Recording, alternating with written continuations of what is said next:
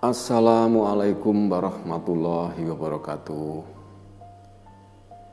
Sedulur-sedulurku semuanya, dimanapun sedulur-sedulur berada, saya ucapkan semoga sedulur-sedulur semuanya di dalam lindungan Allah Subhanahu wa Ta'ala selalu diberikan kesehatan lahir dan batin, diberikan kelimpahan rizki, diberikan kemudahan-kemudahan dalam setiap urusan. Amin. Baik, sedulur-sedulur semuanya, pada kesempatan ini saya mau berbagi kepada pemirsa semuanya tentang mata ketiga atau mata batin, atau lebih kenal dengan indera keenam. Ya. Pemirsa, orang zaman dulu ketika ingin menjadi waskito dan memiliki indera keenam atau mata batin yang tajam, bisa waroh sajroning winarah, dapat melihat sebelum terjadi, ya, maka mereka harus menjalani sebuah laku tirakat, yaitu laku topo broto, ngebleng pati geni, ngebleng pitung dino pitung bengi di sebuah ruangan yang gelap gulita, ya, selama 7 hari 7 malam berturut-turut. Para guru waktu itu pasti tidak bisa menjelaskan mengapa demikian. Ya. Ada penelitian yang menyebutkan adanya beberapa hormon yang menyebabkan seseorang menjadi waskito atau tajam inderanya setelah bermeditasi di ruangan yang gelap selama 7 hari 7 malam. Pada saat seseorang bermeditasi dengan cara memejamkan mata di ruangan gelap, maka kelenjar pineal itu sebuah kelenjar yang ada di tengah otak, bisa menghasilkan melatonin. Produksi melatonin ini hanya sampai maksimal 2 sampai dengan 5 mg per hari. Di samping fungsinya sebagai pengatur jam biologis manusia. Jam biologis manusia yaitu sistem yang mengatur keoptimalan organ tubuh sepanjang hari. Jam biologis manusia ini akan bekerja dan berproses selama 24 jam. Seperti sebuah alarm yang akan mengingatkan atau memberi kode kepada tubuh manusia kapan tubuh harus beristirahat, kapan tubuh harus diberikan asupan makanan atau minuman, dan kapan tubuh harus tetap berjaga serta proses-proses lainnya lah. Ya.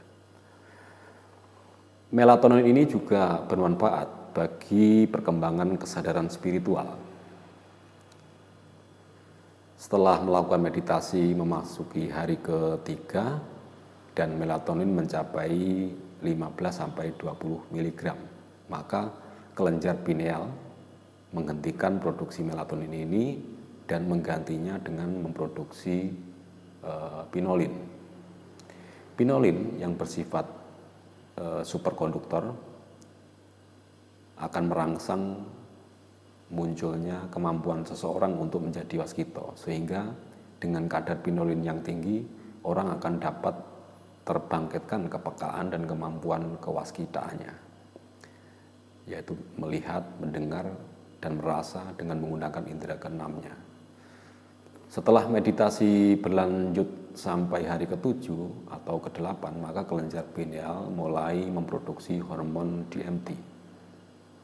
Ya. Hormon DMT. Pada saat kadarnya dalam darah mencapai 25 mg, maka terbukalah mata ketiga yang posisinya di belakang kening di antara dua alis ini, di cakra ajna. Ya.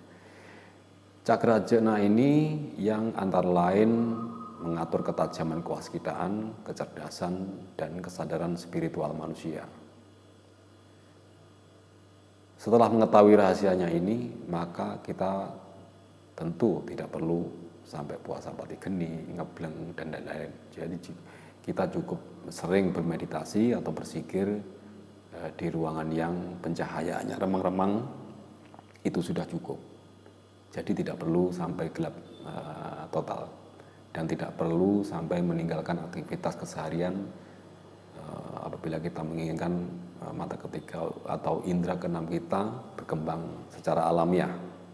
Jadi tidak perlu berambisi dan memaksakan diri. Akan lebih baik jika sebelum kita melakukan optimalisasi mata ketiga, sebelumnya didahului ya dengan pengoptimalan cakra-cakra mayor kita, ketujuh cakra kita yang ada di dalam tubuh. Jadi kita melakukan atau menghimpun energi, menghimpun daya atau kemampuan atau kekuatan untuk mensuplai ketika kita akan melakukan meditasi tersebut. Karena bagaimanapun pengoptimalan mata ketiga atau mata batin ini membutuhkan energi yang cukup. Ya. Dan lagi sebelum kita melakukan meditasi di sebuah ruangan yang gelap, akan lebih baik jika kita dahului dengan melakukan pernafasan, dengan cara menarik nafas, kemudian kita tahan di bawah pusar, dimaksudkan untuk menekan cakra dasar kita untuk memberikan support atau memberikan suplai energi ketika kita melakukan perhatian di kelenjar pineal kita.